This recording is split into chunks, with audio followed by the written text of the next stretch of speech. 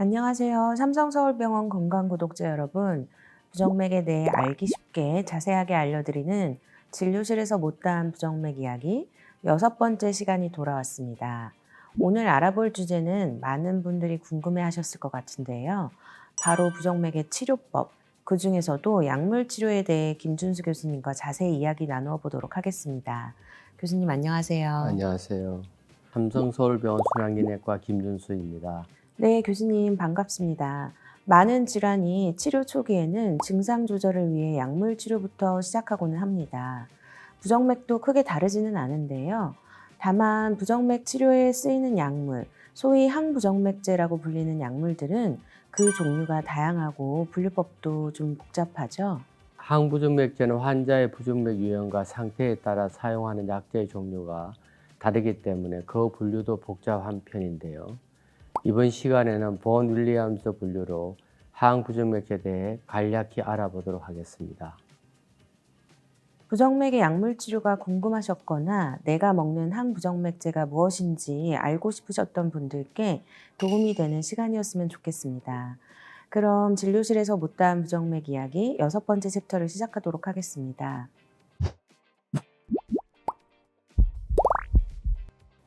자, 이제 본격적으로 항부정맥제에 대해 알아봐야 할 것 같은데요. 교수님 앞에서 본 윌리엄스 분류를 기준으로 설명해 주신다고 하셨죠? 건강 구독자 여러분께 이 분류가 어떤 것인지 간단히 소개 부탁드립니다. 본 윌리엄스 분류는 1970년 도입되어 현재까지도 널리 사용되는 분류법입니다. 작용 기준을 기준으로 크게 클래스 1에서 클래스 5까지 5개의 군으로 구분하는데요. 클래스 1 약제부터 차근차근 살펴보도록 하겠습니다.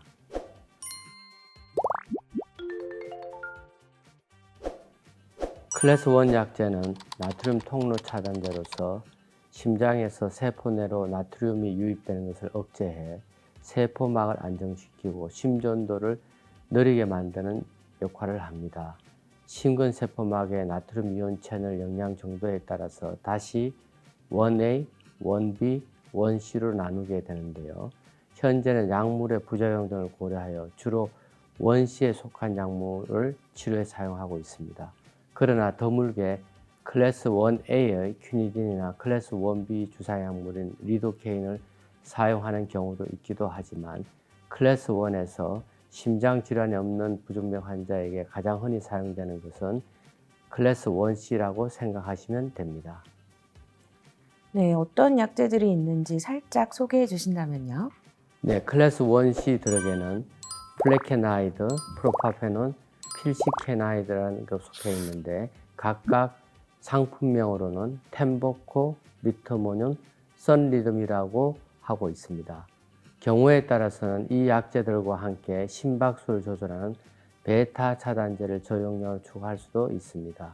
교수님 앞에서 원시 약제들에 대해 설명해 주실 때 심장 질환이 없는 부정맥 환자에게 처방한다고 하셨잖아요. 특별한 이유가 있나요? 이유를 말씀드리기 전에 1986년 미국에서 진행됐던 놀라운 연구 결과를 하나 말씀드리고 싶은데요. 당시 미국의 심근경색 환자에서 빈번한 심실조기수축 혹은 조기박동이 있는 환자가 심실조기수축이 없는 환자보다 부정맥한 사망률이 높았습니다.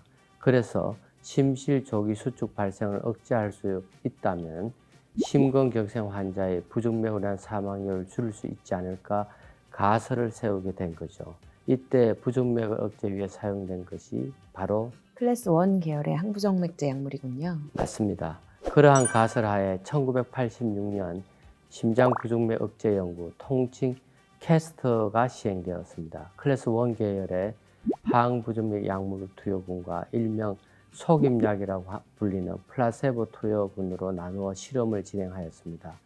놀랍게도 추적 관찰하에서 비교한 결과 약물 투여군이 플라세보 투여군과 비교했을 때 현저하게 심실 조기 수축이 감소됨을 알 수 있었습니다. 그럼 연구 전에 세웠던 가설처럼 심실 조기 수축 감소가 사망률을 줄이는 결과로 이어졌나요? 놀랍게도 사망률은 더 증가했고 이후 심근경색증 환자에서 항부정맥 약물 사용 시 매우 신중하게 결정하게 되었습니다.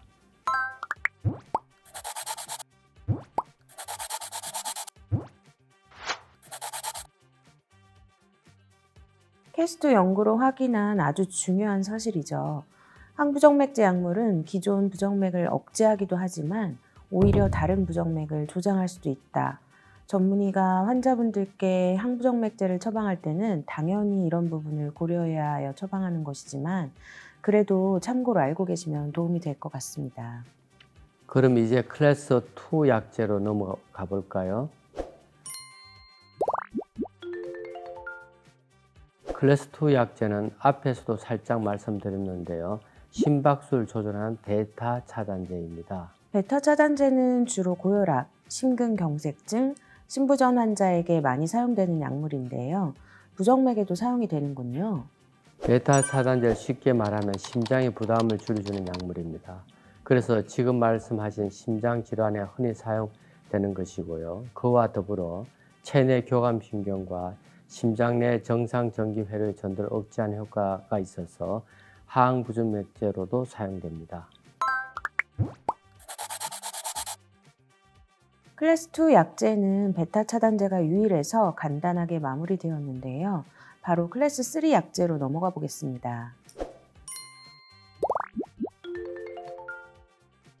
클래스 3 약제는 칼륨 채널 차단제입니다. 심근세포막에 칼륨 이온 채널에 영향을 줘서 칼륨의 심근 내 유입을 억제하는 역할을 합니다. 심장의 수축 간격을 연장시킴으로써 부정맥을 억제할 수 있습니다. 대표적인 약제로는 뭐가 있을까요? 임상에서 사용되는 부정맥 약물 중 가장 효과가 우수한 아미오다론을 꽂을 수 있습니다. 코다론이란 상품명으로 출시되고 있고요. 아미오다론은 심장질환, 특히 심장 기능이 저하된 심부전 환자나 심기능이 저하돼 혈액투소를 받는 환자들도 안전하게 사용이 가능한 약제입니다. 우수한 약제이지만 주의해야 하는 점이 있죠? 네, 우선 다른 항부정맥제와 달리 약물을 투여해도 초기에 주사가 아닌 경구로 시작하면은 체내 조직에 축적되는 데 시간이 소요되어 일정 기간이 지나야 그 효과가 나타납니다. 또한 복용을 중단하더라도 몸에서 배출되는 데 시간이 오래 걸려 약제 효과가 오래 지속될 수 있습니다. 와파린 효과를 증가할 수 있고 폐, 간, 갑상샘에 축적되어 독성이 나타날 수 있습니다. 이외에 햇빛에 노출 시 피부가 과민 반응하거나 눈 각맥의 일부 성분이 침착될 수도 있습니다. 아미오다론을 복용할 때 정기적으로 흉부 X선 검사와 간, 갑상샘에 대한 검사, 혈액 검사 및 심전도 검사를 해야 하는 이유죠. 그렇지만 이런 부작용에도 불구하고 효과가 우수하여 만일 환자가 다른 부정맥 약물에 잘 반응하지 않는다면 2차 약물로 많이 사용할 수 있습니다. 아미오다론의 폐독성이나 갑상샘 독성을 피하기 위해 개발된 약제도 있다고 알고 있어요. 드로네다론이라고 멀텍이라는 상품명으로 출시된 약제가 있기는 합니다. 다만 부정맥 억제 효과가 아미오다론보다 못한 것으로 알려져 있습니다.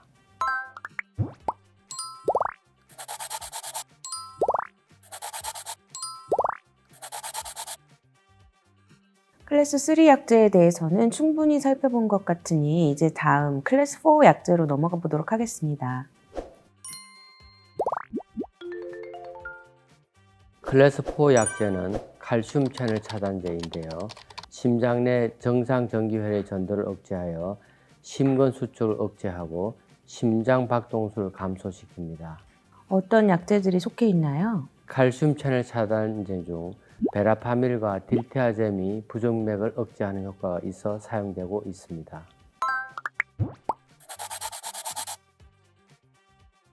네, 이제 마지막으로 클래스 5 약제에 대해 알아봐야 할 것 같은데 이 클래스 5 약제들은 앞서 설명드린 약제들과 다른 기전으로 작용을 하죠.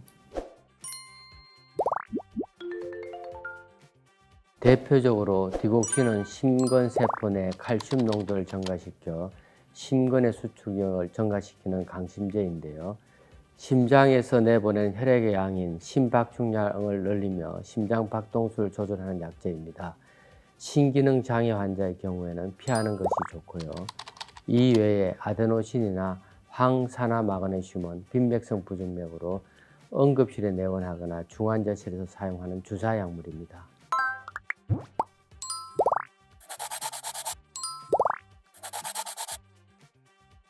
부정맥에도 여러 유형이 존재하는 것처럼 그를 억제하기 위한 항부정맥제 역시 다양한 종류가 있는 것 같은데요.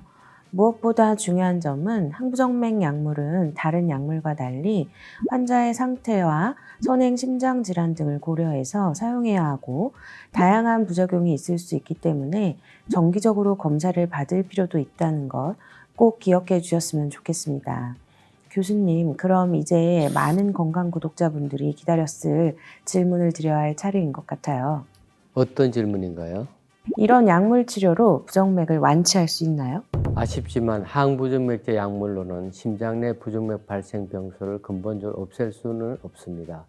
꾸준히 복용하면 혈중 부정맥 약물의 농도를 유지하여 부정맥 발생을 억제할 수는 있지만 완치할 수는 없습니다. 네, 복용을 중단하면 언제든지 다시 부정맥이 발생할 수 있다는 말씀이시군요. 네, 그렇습니다. 그럼 부정맥 환자는 계속 항부정맥 약물을 복용해야 하는 건가요? 부정맥 발생이 빈번하게 있고 환자에게 약물 부작용이 없다면 지속적으로 복용할 것을 권장합니다. 다만 부정맥으로 인한 증상이 심하지 않은 환자의 경우 약물 치료 없이 외래에서 경과 관찰을 하기도 합니다. 또 부정맥이 매우 드물게 발생한다면 처방받은 항부정맥제 약물을 가지고 있다가 증상 발생할 때만 복용하실 수도 있습니다. 네, 지금까지 김준수 교수님과 함께 본 윌리엄스 블루에 따른 다양한 항부정맥제의 종류와 작용 기전까지 하나하나 자세히 알아보았는데요. 부정맥 약물 치료에 대한 궁금증을 푸는데 도움이 되었기를 바랍니다. 교수님, 그런데 만약 이렇게 많은 항부정맥제 중에 환자에게 맞는 약제가 없거나 항부정맥제로도 부정맥 조절이 되지 않으면 어떻게 해야 하나요? 네, 그러한 경우에는 부정맥 시술을 고려해야 되겠죠. 네, 다음 진료실에서 못다한 부정맥 이야기는 부정맥의 시술에 대한 이야기로 돌아오도록 하겠습니다. 감사합니다. 감사합니다.